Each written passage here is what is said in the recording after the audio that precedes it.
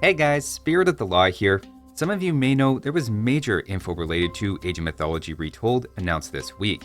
In addition to a teaser and some screenshots, the big news is there's a release date set for September 4th, though you can actually play it a week early by pre-ordering. They also announced their DLC plans, with the first being a remake of the Chinese. It was already assumed that Chinese were not going to be in the initial release, as they didn't show up in promotional material, but does confirm they're committed to bringing back that civ, and they also announced the second DLC will be a brand new pantheon. Whether that's a Mesoamerican civ, Mesopotamia, or somewhere else in the world, your guess is as good as mine. But either way, clearly they're committed to developing the game for a while. For this video though, I want to go through some of the major differences between Age of Mythology and Age of Empires 2. This is mostly for people who either haven't played Age of Mythology in perhaps decades and want a refresher, or if you're an AoE2 player that never got into Age of Mythology and want to know what the fuss is about. The point isn't to review both games here and pit them head to head, but just highlight the biggest differences to watch out for if you're trying to move from one game to the other.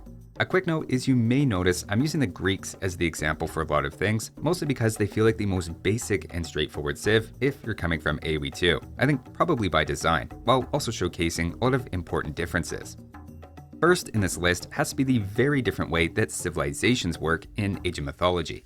Now, I don't have access to Age of Mythology Retold yet, so I'm just in the extended edition here. The UI of the upcoming game may present this differently, but notice we have 4 major civilizations: the Greeks, Egyptians, Norse, and Atlanteans, which each have their own set of units and mechanics unique to them.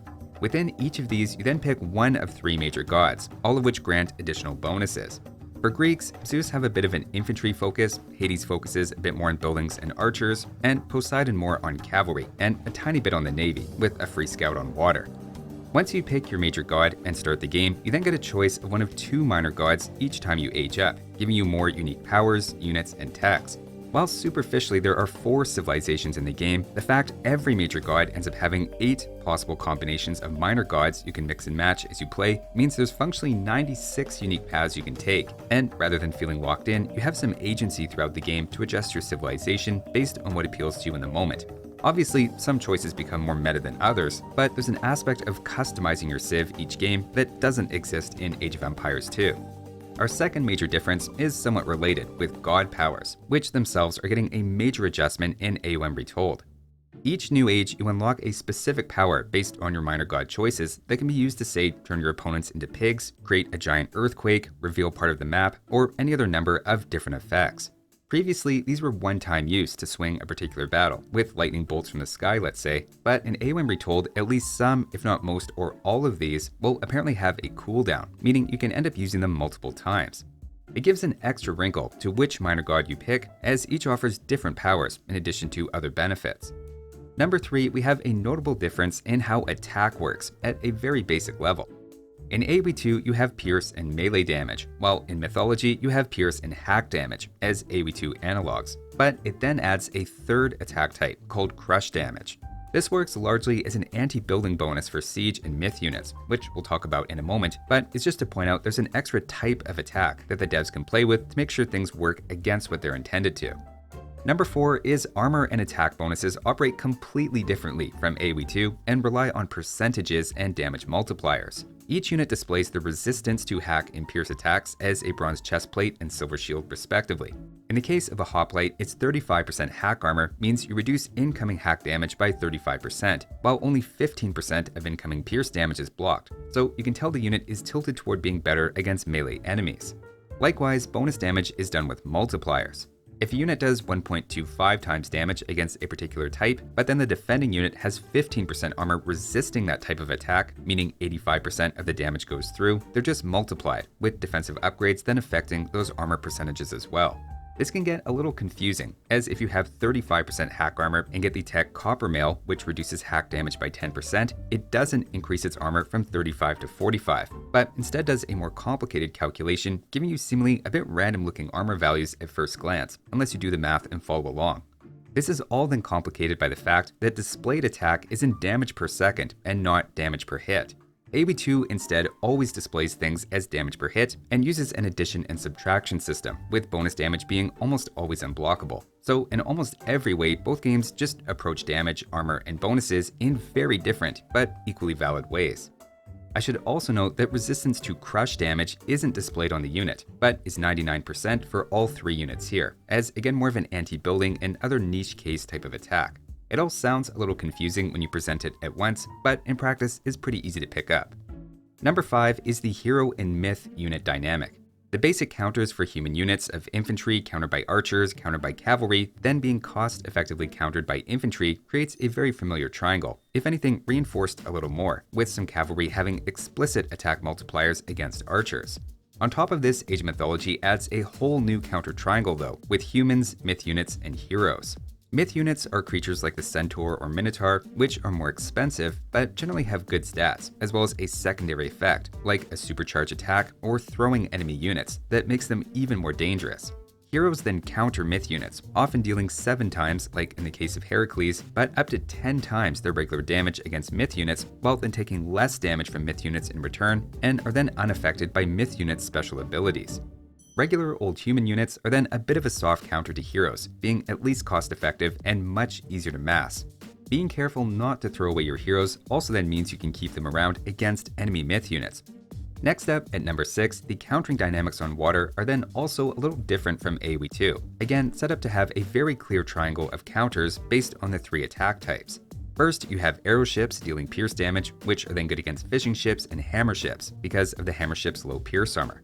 Hammer ships then deal hack damage and resist the siege ships' crush damage. Siege ships are then good against arrow ships and buildings thanks to high pierce armor and those things having low crush armor. Notice the whole system actually plays off the 3 armor and attack types and not explicit bonus damage, whereas in AoE2, bonus damage and anti-ship armor is what rules the high seas. Next up, at number 7, we have to talk about resources. Age of Mythology drops stone entirely in favor of favor as your 4th resource.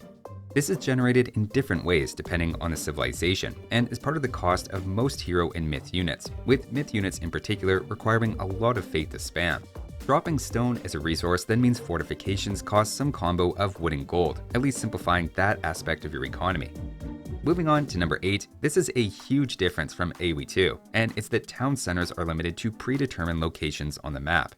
Complicating this even more is you're limited in how many houses you can build, then needing town centers to increase your population cap. While the maximum pop cap is hard-coded at 300, in order to get your limit beyond just the low 100s, you'll need to venture out and secure new town center locations. I'm not gonna lie, this is my least favorite aspect of Age of Mythology personally, and while I doubt they get rid of it entirely, I wouldn't be surprised to see the limit on houses raised, or just more generosity in pop limits some other way, so you can build up a bit larger armies, even if neutral town center locations stay in the game. Compounding this at number 9, many units in Age of Mythology actually take up more than 1 pop space. Even the most basic of military units take at least 2 pop or 3 for cavalry, while myth units can take up to 5 pop space each, and there's even a unit that takes 20.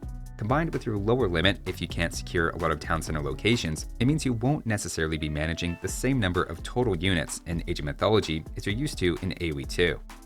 Moving on to number 10, maybe not the most consequential, but there are no farms in the First Age or Archaic Age for civilizations other than the Egyptians. Other civs rely completely on natural food sources at this point, though it should be far more than enough to make some villagers in advance. Number 11 is also related to farms, and it's that they in fact give infinite food. Unlike in AoE2, you never reseed them once they're built.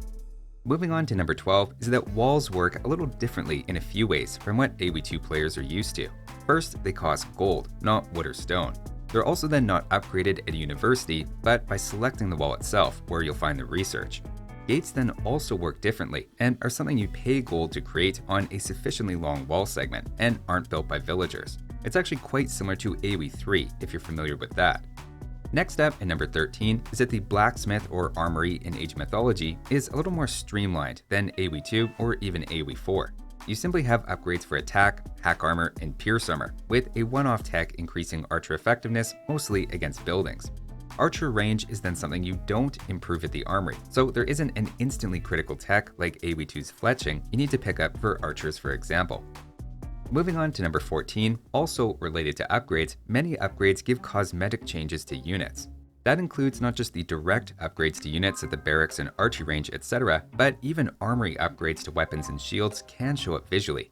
It means looking at a unit can give you a decent sense of its strength, and contrast that with AoE2, where looking at a unit, you visually have no idea what upgrades it has, or even if it's elite in the case of unique units. I imagine not out of developer laziness, but that it's just a much larger undertaking in a 2D versus a 3D game for technical reasons.